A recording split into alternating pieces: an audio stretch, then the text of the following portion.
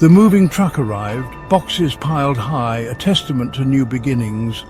Our new home, a Victorian beauty, stood proud, sunlight glinting off its bay windows. Excitement bubbled, tinged with a sliver of anxiety. It was our first home, a place to plant roots and create memories. Little did we know the house had plans of its own, dark and chilling. As the movers unloaded, I wandered through the empty rooms, feeling an eerie presence. Each footstep echoed ominously, the sound bouncing off bare walls. The air hung heavy, thick with the scent of dust and time, and something more sinister.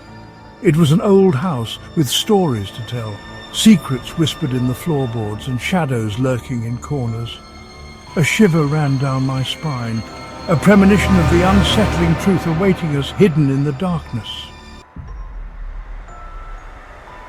Nightfall brought an unsettling darkness, thick and suffocating.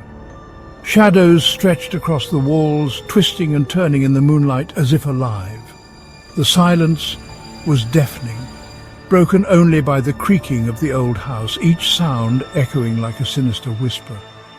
Sleep came slowly, plagued by an uneasy feeling, as if unseen eyes were watching. I tossed and turned, the house breathing around me, its ancient walls whispering secrets. A blood-curdling scream jolted me awake, piercing the night like a dagger. My heart pounded, my breath coming in short, sharp gasps, fear gripping me like a vice. The room was bathed in an ethereal glow, casting eerie shadows that danced menacingly. A figure stood silhouetted in the doorway, tall and gaunt, its presence chilling. Paralyzed with fear, I could only watch as the figure glided towards me, its movements unnaturally smooth. It seemed to float, its feet not touching the ground, an apparition from a nightmare. The air grew cold, sending goosebumps across my skin, a chill that reached my bones. As the figure came closer, I could make out the faint outline of a man, his face hidden in shadows. He stopped at the foot of my bed, his form shimmering in the darkness, an ethereal spectre. Terror clawed at my throat, choking back the scream, my voice lost in the void. His eyes, two glowing embers, seemed to bore into my soul, filled with an ancient sorrow. Then, as quickly as it had appeared, the figure vanished, leaving only a lingering dread. The room was plunged into darkness, the only sound my own ragged breathing echoing in the silence. I lay there, frozen in fear. The image of the ghostly man seared into my mind, a haunting memory that would never fade. Morning brought little comfort. The events of the night replayed in my mind, each replay more terrifying than the last. I told my partner about the ghostly figure, the chilling encounter, and the overwhelming sense of dread. He dismissed it as a bad dream, but I knew better. The house held secrets, dark and unsettling, and I was determined to uncover them.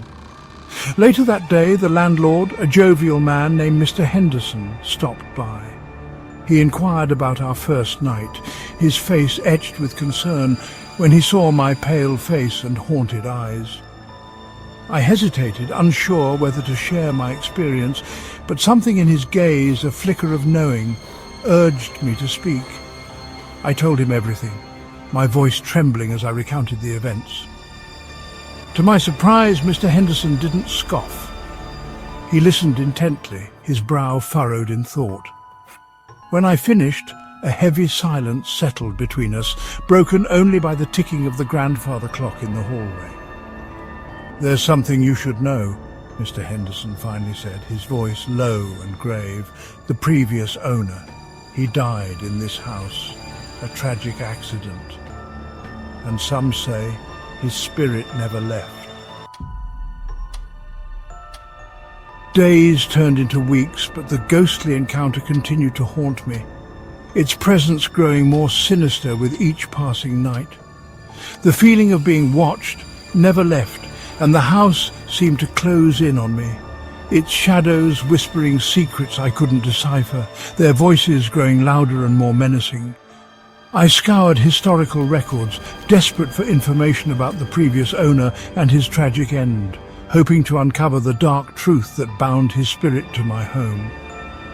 One afternoon, while poring over old newspaper clippings at the local library, I came across an article about a local festival, a chill running down my spine as I read. My eyes widened in disbelief as I stared at the grainy black and white photo accompanying the article, the ghostly figure in the background sending shivers through me. The man in the picture, a local shopkeeper, was the spitting image of the ghost I had seen in my bedroom, his eyes seeming to follow me even from the photograph. His name, the caption read, was Samuel Hawthorne, and he bore a striking resemblance to the ghost I had seen, his face etched with a haunting sadness. Could this be the same man? The thought sent a chill through me.